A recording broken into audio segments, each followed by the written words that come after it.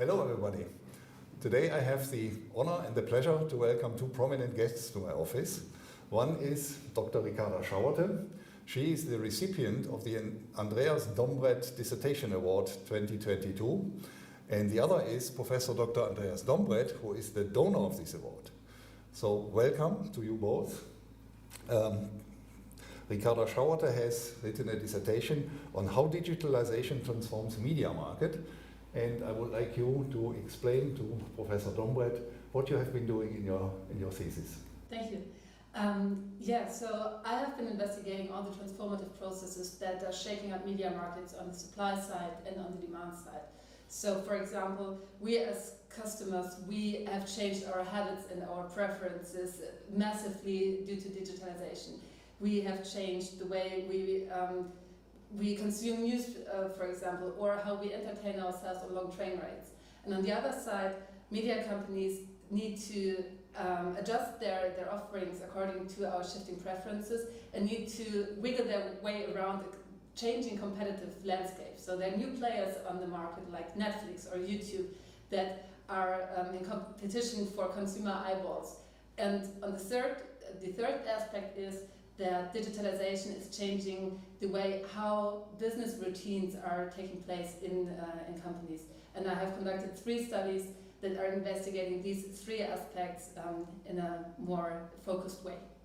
Now this is very interesting. This award is about combining theory and practice, and I think this really does the trick.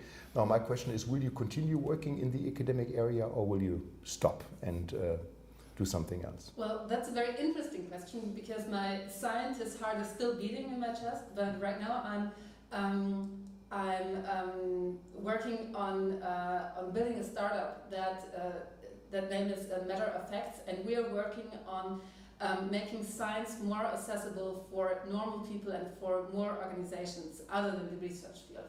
So I'm still on the bridge between practice and science or theory, but I do that in a startup way now.